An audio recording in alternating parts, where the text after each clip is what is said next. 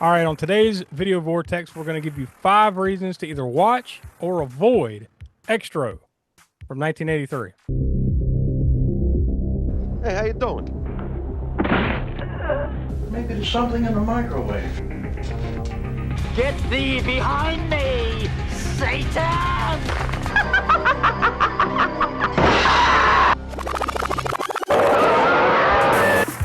Shut up! You're giving me a headache. What? What a nice family you have here.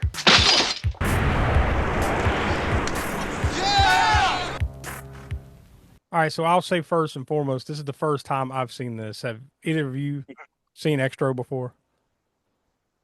Yeah. We've seen it at least once together. I think when we bought the Blu-ray a couple of years or so back. Uh, Before that, I'd seen parts of it. I mean, I remember it from back in the '80s, renting it or whatever. But I didn't. I remember some specific scenes stuck out. We're going to say you should want to watch this, is what we're going to say. So, with that in mind, I think one of the key reasons is just the weirdness of this. Yeah, movie. Yeah. it's quirky. Yeah, the characters, the story itself. There's a reason for that. I read about the director, and if you have his name right off the top of your head, I can't think of it right now off the top of mine. It's I don't have it in front of me. Harry Bromley Davenport. Harry Bromley Davenport. Yes, he wrote and co-wrote. I mean, co-wrote and directed this movie, and I guess him and his co-writers were all high when they were writing it. So, Oh, well, so whatever sounded good at the time, such as oh yeah, a toy soldier that comes to life, and like, yeah, we'll put that in there. A panther, yeah, we need a panther. Yeah, stuff like that was based on because of them just being high and Well, writing it. now I know why the snake is named Harry. Ah, yeah, because it's a female snake, obviously, because it has eggs. Oh, yeah, that's true. But it's named Harry, so so why not call it Harry? yeah. Another reason that you should want to check this out is the special effects. Now, don't expect Avatar, right? But like as far as 1983 movie gooey, effects are concerned, gooey effects. Yeah. The things you would expect from a sci-fi horror movie involving aliens and like I said, goo and gore and things of that nature. So it's in abundance. and you get halfway decent looking aliens, although you don't get to see them very much. Yeah.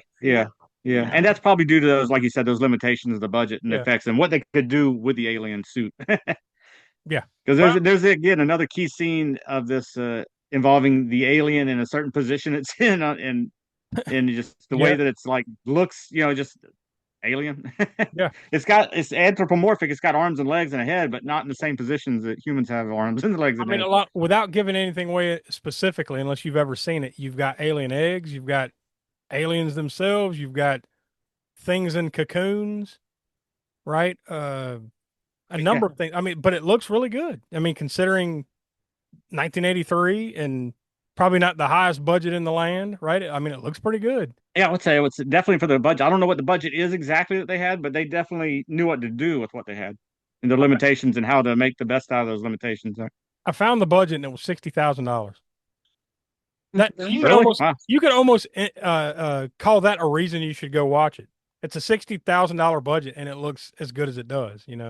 The next reason that we're going to give is, and this will probably be one of those reasons that we give for a lot of these movies we talk about here, like as far as the positive movies that we like, gore. The gore factor in this movie is pretty good. Yeah, in fact, I believe it was. You could say it was kind of on the video nasties list in the UK. It wasn't on the main list. It was on some sub list that they had for it, but I think it did finally kind of get released there. And I don't know what the cuts and everything were. If there were any, we'll get to that at some point if we do this, which we probably will in the future.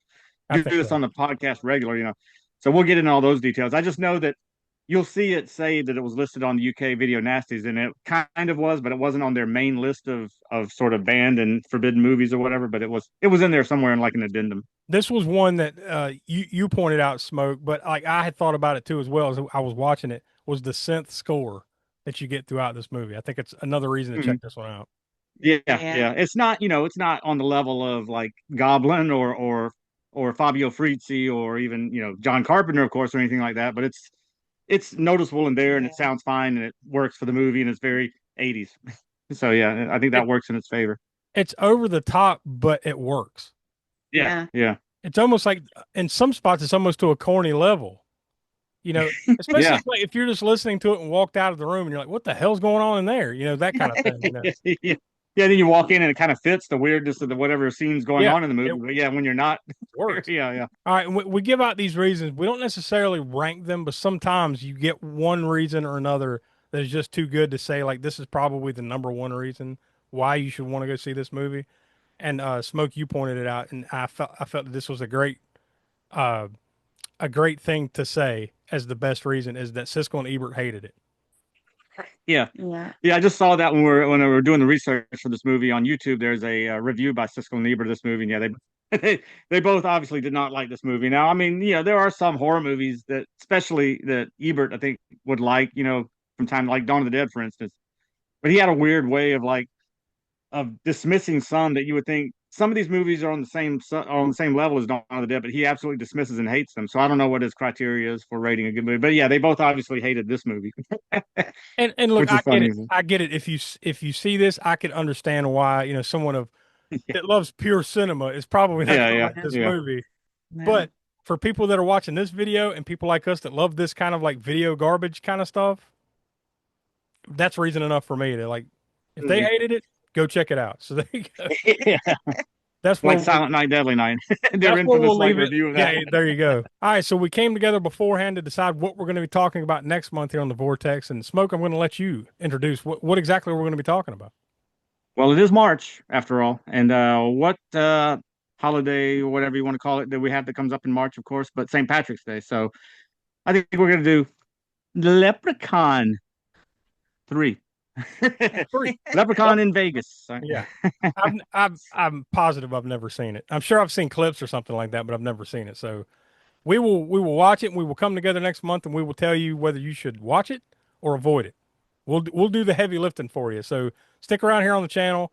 Go watch all the other stuff on Grindhouse Gutter, Hammer Horror and Order, and of course, new episodes of the All American Spook Show podcast come out every Monday at 6 p.m. East, wherever you get your podcast, or right here on the YouTube channel. So thanks for watching.